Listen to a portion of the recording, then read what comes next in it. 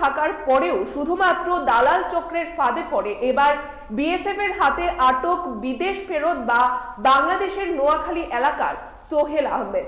গোটা ঘটনার ঘিরে আরো একবার সীমান্ত নিরাপত্তা নিয়ে উঠল বড়সড় প্রশ্নচিহ্ন।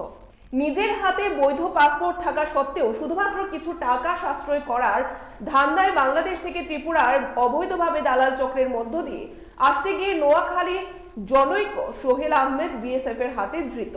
ঘটনার বিবরণ দিতে গিয়ে সংশ্লিষ্ট যুবক সোহেল জানিয়েছে কাজের সন্ধানে ভারতে আসছিল এবং দালাল চক্রের মধ্য দিয়ে যে সীমান্তের বেড়া ডিঙিয়ে সে এদেশের ভূখণ্ডে প্রবেশ করে তা বৈধ পাসপোর্টধারী সোহেল দাবি করে।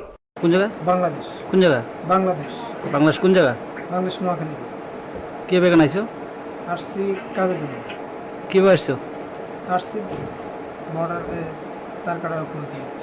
কে তুলে দিছে? দিছে ওখানকার লোক কতবার।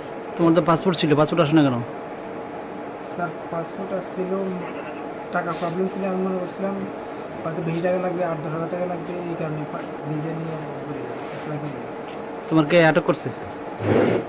বিএসএ। নাম?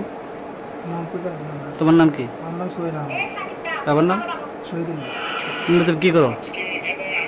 এখন কি করি? কি করো তুমি এমনি? এখন কিছুই করতেছি না। বাড়িতে কি করতে? বাংলাদেশ কি করতে? বাংলাদেশে আমি আসছিলাম কুয়েত থেকে, 5.5 মাস বাংলাদেশে ছিলাম। ঢাকাতে শোরুমে চাকরি করতাম। কি উদ্দেশ্যে এখানে আসলে তুমি? কাজের উদ্দেশ্যে। পাশাপাশি পুলিশের পক্ষ থেকে দাবি করা হয়েছে বর্তমানে মধুপুরে রেখে তাকে প্রয়োজনীয় জিজ্ঞাসাবাদ করা হচ্ছে এবং তার কাছ থেকে অল্প কিছু বাংলাদেশি টাকা এবং সিম কার্ড সহ একটি বাংলাদেশি মোবাইল ফোন উদ্ধার করা হয়েছে বলে পুলিশ সূত্রে দাবি। গোটা ঘটনার পরিপ্রেক্ষিতে একদিকে যেমন চাঞ্চল্য তৈরি হয়েছে, এর পাশাপাশি সীমান্ত নিরাপত্তা নিয়ে আরো একবার প্রশ্নচিহ্ন উঠল বলাই চলে। বিএসএফ কোয়েটা বা পিউপি ঠিকাদারা করেছে, আমরা সেখানে দিয়েছি, আমরা কেস দিয়েছি। এর নাম কি? আমার নাম? এর নাম? ওর নাম হলো সোহেল আহমেদ, বয়সটা 32। বাড়ি কোন জায়গা? বাড়ি বাংলাদেশ নোয়াখালী। এখানে গিয়ে ভাই যদি হয়তো করতে পারতেছে না, এভাবে চলে গেছে কাজে, বিভিন্ন কাজকর্ম করার লিগে।